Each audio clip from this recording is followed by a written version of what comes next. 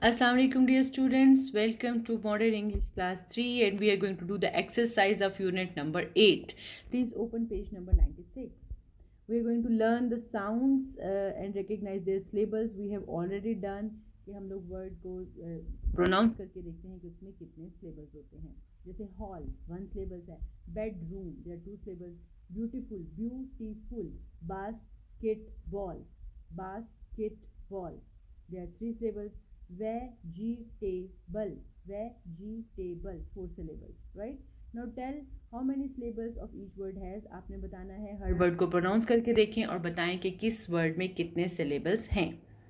Rewrite the jumbled word and identify how many syllables each word has. The first one has been done for you. आपने jumble words को पहले correct word बनाना है और उसके बाद आपने उसके syllables फाइंड आउट करने हैं. Read and practice the given dialogue. So there is a dialogue between a wait person and then customers. एक इंसान जो वेट कर रहा है और वो कस्टमर है, दूसरा कस्टमर है. अस्सलाम वालेकुम, हाउ यू सर? वालेकुम अस्सलाम, thank you, can I see a menu please? Waiter कह रहा है certainly. Customer says thank you, what's today special? And waiter कह रहा है grilled fish and rice. The customer says that sounds good. How do you opine how do you opinion about it? Opinions के spelling बच्चों यहाँ गलत हैं.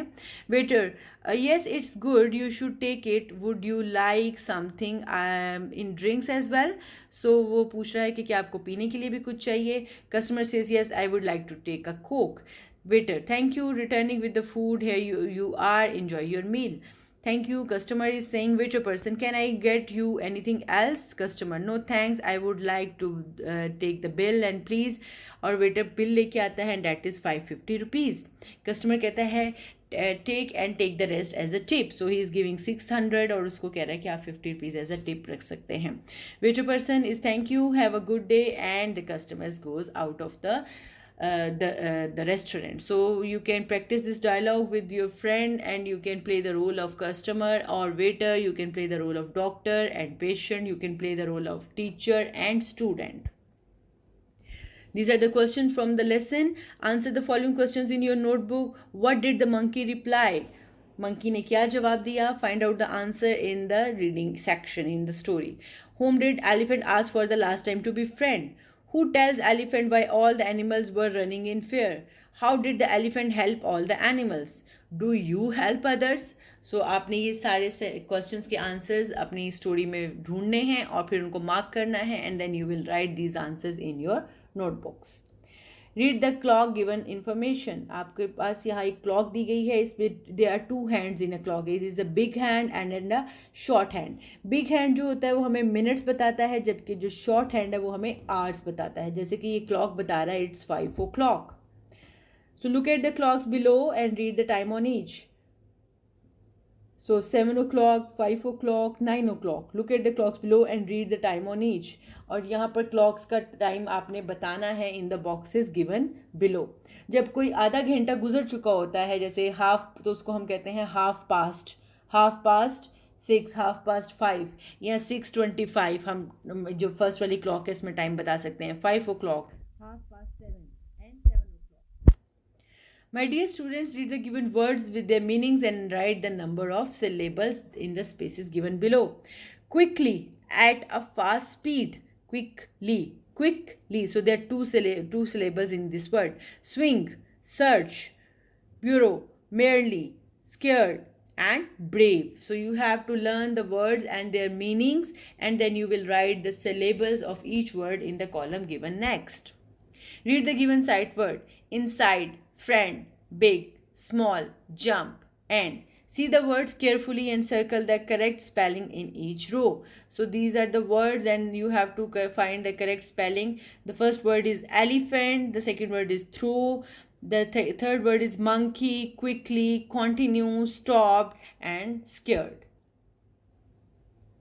My dear students, we are going to do the grammar work that is in simple past tense. Simple past tense tell us when something go in the past, जो पहले हो गया है, जो हमारा काम जो हम कर चुके हैं, जैसे मैंने खाना खाया या खा लिया, या मैं स्कूल गया था. So जब हमने काम पास्ट में कर लिया होता है, that is called simple past tense. हम इसके लिए second form of verb use करते हैं, और इसको नेगेटिव बनाने के लिए हम did या did not यूज़ करते हैं. और इसके लिए जब हम did not यूज़ करते हैं तो second form of the verb जो है वो फर्स्ट बन जाती है. ही रेड द बुक, ये रीड नहीं है, सेकेंड फॉर्म है रीड की, रेड. इसको बोलने के लिए रेड बोला जाता है. He read the book yesterday. He did not read the book, did not. अब जब डिड नॉट होगा तो वो रीड हो जाएगा. Did he read the book yesterday, that is the question. So complete the following sentences. Remember to use past tense. हमने past tense यानी second form of verb यहाँ पर यूज़ करनी है. पास्ट सिंपल पास्ट टेंस में हमेशा second form of verb use होती है. Children dash in the rain. Children ran in the rain. They dash hide and seek. They played hide and seek. So you have to select the correct option from the given next. Make the interrogative and negative forms of the above mentioned sentences with the use of did and did not. Now what you have done, जब आपने ये exercise of 1 complete कर ली अपनी books पे, तो इन्हीं sentences के negative और interrogative बनाने हैं on your notebooks. Adjectives. Adjectives are words that describe the quality of nouns. Adjective वो words हैं जो किसी noun की quality को बयान करते हैं. For example, a tall man, a kind teacher, a beautiful book, a tasty food. Choose an adjective from the box to describe each of these nouns. A bird, a car, a doll, a lamb, an elephant, and a prince. So you have to write adjective with each. A flying bird, or a blue car, a fluffy doll. So you can write any adjective of your own. Underline the adjective in the sentences given below. आपको हर जहाँ पे noun के साथ कोई adjective है आपने उसको underline करना है.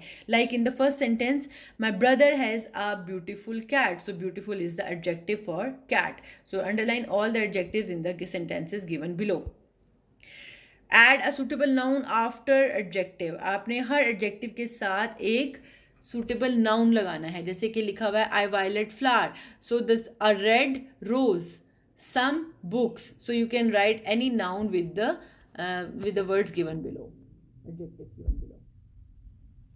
Word showing position. जब जो वर्ड्स हम किसी चीज़ की पोजीशन को शो करते हैं उनको प्रैपोजिशंस कहते हैं. Like the glass is on the table, the boy is sitting at the table और chair, the cat is under the table, children are playing in the ground. So on, at, under, in, these are all prepositions. Read the sentences and underline the preposition in the sentences given below. So आपने इन sentences में से prepositions को underline करना है.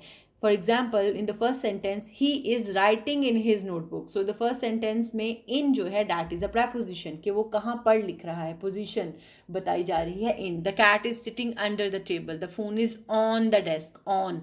The apples are on the table. The fish is in the water. The man standing under the tree, under. Fill in the blanks with correct preposition. आपने ये sentences complete करने हैं with correct preposition of your own. Okay. So let's do the writing task. Elements of a story. So we will write a story today. Story के elements क्या होते हैं कि एक सेटिंग बनाई जाती है, यानी एक माहौल बनाया जाता है कि स्टोरी कहाँ पे हम लिख रहे हैं. हम किसी पार्क में लिख रहे हैं. अगर जैसे हेयर एंड टॉर्टोइस की स्टोरी है तो वो एक फॉरेस्ट में है. लेकिन अगर वो स्टोरी ओल्ड मैन और उसके 3 सन्स की है तो वो उनके घर पे है. So that is a setting. Then characters. हम स्टोरी के लिए कौन से करेक्टर्स यूज़ करते हैं. देन प्लॉट, यानी स्टोरी में हम लोग क्या चीज़ किस टॉपिक को डिस्कस करेंगे और थीम क्या होगा. Setting is where and when a story take place. अभी हमने डिस्कस किया है. करेक्टर मीन कौन लोग हैं, और plot mean sequence of events, events कैसे होंगे, और थीम यानी हम क्या मैसेज क्या लेसन कन्वे करना चाहते हैं इस स्टोरी के जरिए.